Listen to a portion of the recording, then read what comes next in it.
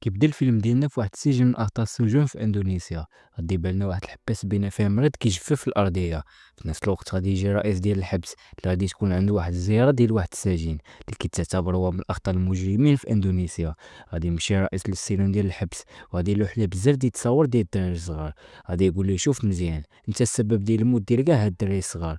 وهنا غادي يقاطعو الحباس وغادي يدوي بواحد النبرة كتخلع. غادي يقول ليه انت راك ما فاهم والو، هادشي اللي درتو راه كان ضروري.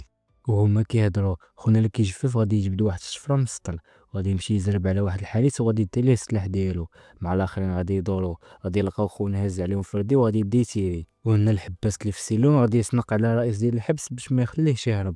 في هاد اللحظه غادي يكون بقى غير حارس واحد وغادي يتيريو على بعضياتهم في نفس الوقت. السجين اللي في السيلون غادي يهرس القفل وغادي يخرج. غيبان لينا الرئيس كيزحف وباغي يهرب، ولكن خونا ما كيرحمش. غادي يقصدو وغادي يهرس ليه الفك ديالو. من وجهه غادي يبان لينا خونا ما كيخافش كاع. موراها الوحش اللي سميتو ليه غادي يحل على كاع الحباسه وغادي يعطيهم الاسلحه وغادي يقول لهم يلا سبقوني. كانوا فرحانين بزاف وهما خارجين، ولكن غادي يتصدموا بلي كاينين بزاف ديال الحراس كيتسناوهم. وهنا غادي تنوض الكيره، ما كاين غير هاك ارا. وهنا غادي يبان لينا اللي كان مخبي وكان عارف بلي كاع هادشي غادي يطرا، هو غير مبيعهم العجل. صيفط الفيديو شي صاحبك بحال هكا. وحتى ملي كان خارج كان اي واحد كيلقاه باقي عايش كيصفيه عليه. وبهذه الطريقه غادي يكون اخطر مجرم في اندونيسيا حر. موراها غادي ينتقل بين المشهد لواحد الشيباني اللي سميتو رومي غادي يخرج كيف العاده باش غادي يمشي يصيد. حتى غادي يتصدم واحد الجثه ديال واحد الراجل اللي يحيو البحر. وبعد مرور شهرين غادي تبان لينا واحد البومبا اللي سميتها ايلين. هاد البومبا غادي تطلع هي الدكتوره اللي كتعتني بهذاك الراجل اللي لقاوه حدا البحر. وواخا دازت شهرين المريض تا واحد ما جي يزورو، ومن كثرة الضرابي في الجسم ديالو كانت كتسول ديما شكون دار فيه هاد الحالة. وفي واحد النهار وايلين ناعسة المريض غادي يبدا كيفيق، وهو كيفيق غادي يشوف بزاف ديال الكوابيس. وملي غادي يلقى راسو في السبيطار غادي ينوض باغي يهرب، ولكن خونا ما غادي يدير جوج خطوات غادي يطيح على مسعودة. ما غادي يطيح غادي تفيق ايلين سولاتو على سميتو، ولكن خونا ما كان عاقل على والو. ان ايلين غادي دير المختبر باش دير ليه فحص على راسو، وغادي تصدم حيت غادي تلقى الحديد في راسو وبلي خاص يدير عمليه ضروري في اقرب وقت، حيت ما حيت الحديد باقي في راسو فما غادي يقدر يعقل على والو. ايلين قالت لي غادي تكون السمي ديالك اسماعيل حتى تذكر شكون انت، وغادي تعرفوا على رومين اللي عتق ليه حياته. وفي الليل غادي يبان لينا واحد التجمع ديال العصابات اللي غادي يكونوا باغيين يناقشوا فيه الهروب ديال لي من الحبس، وباللي خاصهم يلقاو شي طريقه اللي غادي تهنيهم في لي. ولكن لي غادي يصدمهم وهو داخل هو جايب معاه اندومي غادي يمشي يريح في الطابلو وغادي يبدا كياكل. وهنا غادي يدوي الرئيس تاع العصابه وغادي يقول لي صافي حنا ما بقيناش خدامين معاك، انت شحال هاديك كنتي مهيب وكانت عندك كلمه، ولكن دابا صافي سالات الصلاحيه ديالك، غادي نقتلوك ونتهناو منك. لي ديك الساعات غادي يعطي الاشاره للرجال ديالو وغادي يبان لينا هنا بلي الرجال ديال لي واعرين ومتدربين مزيان على الفنون القتاليه. والدريه اللي كانت لداخل قدات على داك الرجال كاملين بسهوله. وتماك الراجل ديال العصابه فهم بلي زبلها مع لي وكان باغي يزرب عليه ويقتلو، ولكن مع لي حتى هو بخبيزتو شت ليه يدو وغادي يقتلو. وهكا راجل العصابه الثاني غادي يكون خايف، غادي يقول انا ما كنعرفوش. وديك الساعات اللي كان غادي يصيفطو، ولكن الراجل غادي يوقفو غادي يقول ليه ما تقتلنيش، انا راه نقدر نعاونك، انا كنعرف واحد الراجل مهم بزاف ليك، لقى واحد البحر وهو كاين دابا في السبيطار. ديك الساعات اللي غادي يتيري ليه على ودنو غادي يقول ليه يلا دابا سير السبيطار وجيبو ليا. ملي غادي يمشي السبيطار غادي يرونها تماك وغادي يطايف حتى مع الحارس. تماك ايلين غادي تسمع الصداع وغادي تمشي تشوف شنو طاري. اللي غادي تلقى داير الصداع غادي تمشي وغتقرر تعالجو هو الاول. كداوي فيه غادي يسول على الراجل اللي لقاه في البحر. ايلين غادي تنكر وغادي تقول ليه بلي ما كتعرف حتى شي واحد، ان المافيوزي غادي يتعصب وغادي يولي باغي يتعدى عليها. تماك غادي يوصل اسماعيل وغادي يهرس ليه صباعو بالعصب. المافيوزي غادي يضرب اسماعيل بالزاجه، ان اسماعيل جاتو الدوخه وهو يتحول لشيطان.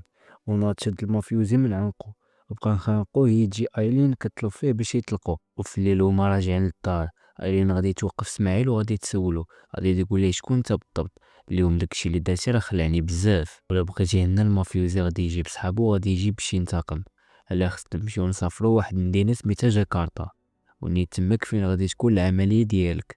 والغد اللي غادي يبانو لينا كيتسناو الطوبيس اللي غادي يجاكرتا وإسماعيل غادي يبدا كيشوف الماضي ديالو وغادي يضرو راسو بزاف. في نفس اللحظة غادي يبان لينا المافيوزي والرجال ديالو كيراقبوهم. موراها مشاو مورا الطوبيس، ولكن ما كانش عندهم حتى شي فكرة بلي إسماعيل أصلا ما ركبش الطوبيس غادي توقفوا واحد الطوموبيل غادي يوقف.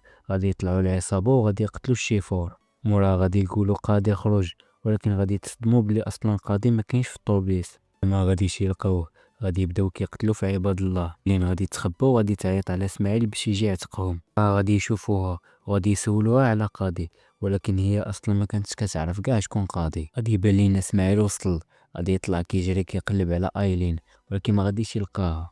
ديك الساعات غادي يشوف المناظر ديالها طايحين في الارض وغادي يمشي يهزهم.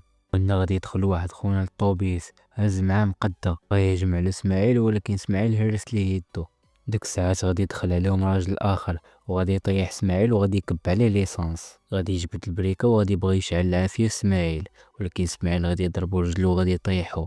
ديك الساعات غادي يمشي يحكمو وغادي يطفي ليه البريكه، ولكن جا راجل اخر وغادي يشعل العافيه. ولكن قبل ما اسماعيل غادي يشعل فيه العافيه غادي يخرج من الطوبيس. وديك الساعات غادي يتصدم اللي غادي يلقى واحد هاز عليه فردي. غادي يدخل رومي، ولكن رومي غادي تجي فيه واحد القرطاسه. غادي يمشي اسماعيل وغادي يزرب عليه. وديك الساعات غادي يمشي يطمن على صاحبو رومي، ولكن للاسف رومي غادي يموت. واسماعيل هو حزين على رومي. غادي يجي شي واحد من اللور وغادي يضربو. في الجهه الاخرى غادي يبان لينا المافيوزي كيقول للدراري معاه مزيان جبنا البنت، ولكن الدريه صغيره علاش؟ راها باقا صغيره وما عندها حتى شي علاقه في هادشي، وراكم غير كتخربقوا. ولكن هما غادي يتلاو عليه حيت ما بقاش مهم بالنسبه ليهم. ولاحوا ايلين في الحبس. جات عند البنت اللي سميتها ريكا وبدات كتعذب فيها وخدات من عندها كاع التقارير اللي داتهم اللي موراها لي غادي يامر كاع الرجال ديالو باش انهم يجيبوه حي ولا ميت. وفي الجهه الاخرى غادي يبان لنا اسماعيل هو في مقر ديال الشرطه، والضابط بدا كيتهمو بانه قتل كاع الناس اللي كانوا في الطوبيس. اسماعيل بدا كيبرق في راسو، ولكن الضابط جبد ليه شي تقارير. من بين هادوك التقارير كاين واحد الملف اللي فيه التصويره ديال لي، وغادي يقول ليه واش كتعرفو. ولكن اسماعيل كان فاقد الذاكره وما عقل على حتى شي حاجه. ومورا الضابط غادي يجبد لهم واحد التصويره اخرى اللي فيها لي واسماعيل باركين مع بعضياتهم. ديك الساعه الضو غادي يتقطع والضابط حس بلي كاينه شي حاجه ماشي هي هادي. جبد السلاح ديالو ونوض يشوف شنو كاين، ولكن مع طل من الشرجم غادي تغرس فيه واحد الجنويه. مورا دخل هجم على اسماعيل، ولكن اسماعيل دار معاه المستحيل حتى في الاخر قدر يغلبو. مع اسماعيل خرج بغى يهرب حتى غادي يلتقى بواحد جوج اخرين جايين تا هما باش يقتلوه. وهنا القاتل قال لصاحبو سير على الضو انا غادي نتكلف به. بالي مزيان وكان باغي يضربو من اللور، كاين في نفس الوقت رجع الضو هنا بدا كيطايف معاه على السلاح حتى في الاخر قدر ياخد السلاح هو يتيري فيه. رجع الثاني ولقى الجثه ديال صاحبو، تعصب بزاف ويمشي يهجم على اسماعيل. وديك الساعه هما يدخلوا في واحد الحرب طاحنه تقدر اسماعيل في الاخر يقضي عليه. اللي سالا غادي تصدم اسماعيل حيت هادو اللي دخل معاهم في هاد الحرب هادي كانوا صحابو. ولكن دابا فات الوقت على الندم. الجهه الاخرى عند ايلين غادي تبان لنا خبات واحد المقص شويه اللي يدخل عليها وغادي يقول لها يعني انت اللي نقدتي قاضي. ديك الساعه التليفون غادي يصوني وغادي يجاوب لي وغادي يقول لهم ما تقتلوش. ولكن اسماعيل غادي يصدمو ملي غادي يجاوبو، واسماعيل غادي يقول بلي راه تفكر كلشي. الساعه اللي غادي يمشي عند ايلين وغادي يقجع، غادي يقول ليه بغيتك تكون عندي دابا هنايا، وغادي يقطع عليه. هنا ايلين غادي تستغل الفرصه وغادي تضربو بالمقص. وهنا اللي غادي يقول ليها دابا واش انت طبيبه راه خاصك تضربيني العنقي باش نموت. كان معصب بزاف وكان كيتسنى اسماعيل بفارغ الصبر. وهنا غادي يبان لينا قاضي كيقلب عليهم وسط الغابه، وهو كيدور غادي يلقى واحد البير وغادي يمشي يوقف حداه. وغادي يتفكر الذكريات ديال هاد البير. فهاد البير اللي كان كيلوح بزاف ديال الدراري الصغار وكان كيخليهم بلا ماكله بلا شراب لمده طويله، اللي كيوليو جيعانين ديال بصح كيلوح ليهم قرعه ديال الماء باش يشربوها. كيضطروا انهم يقتلوا بعضياتهم، واللي كيبقى عايش حتى الاخر هو اللي كيكون ربح. كان اللي كيطلعو كيدربو مزيان وكيولي واحد من الرجال ديالو. ديك الساعات قاضي غادي يسمع واحد الصوت وغادي يدور وغادي يلقى عشيرو القديم اللي السميه ديالو بيجو. كان عشيرو ديال بصح، ولكن الظروف غادي تخليهم اليوم يتقاتلوا مع بعضياتهم. غادي يبداو الفايت ديالهم، ولكن بيجو ما كانش شي واحد ساهل، كان هو من افضل المقاتلين ديال لي. غادي يبدا يضرب قاضي واحد الضربات اللي خطيره، ولكن قاضي غادي يتسنى الفرصه ديالو وغادي يدخل معاه بواحد الكروشي. وهنا بيجو غادي يبدا يخرج ليه الدم من فمو. غادي يبقى فيه بزاف وغادي ينوض يتبعو، ولكن هنا غادي تصدم حيت غادي يلقى عشيرو مات.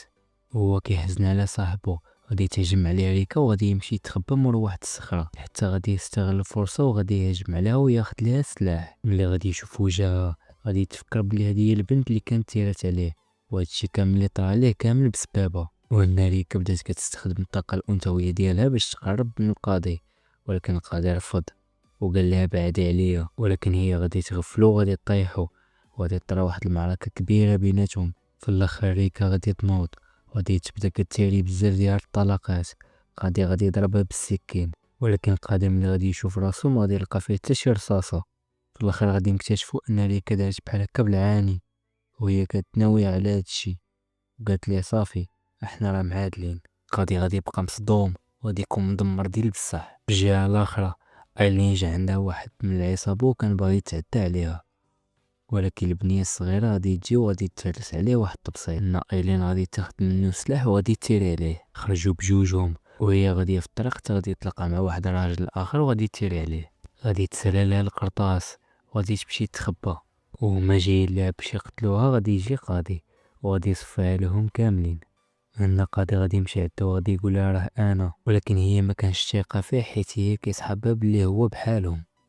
قاضي غادي يقول لها بلي انا ماشي بحالهم انت نقدتيني واحد المره خصك تنقدي لي حتى المره الثانيه. ملي غادي يقول لها قاضي بحال هكا هي غادي تهبط السلاح وغادي تعانقو. موراها غادي يجي ليه وغادي تنوض واحد الحرب طاحينه بيناتهم. الاول اللي غادي يكون مسيطر مزيان وقوي بزاف ولكن القاضي عاوتاني استغل الفرصه وعطاه واحد الكروشي لفم المعده ويركد عليه.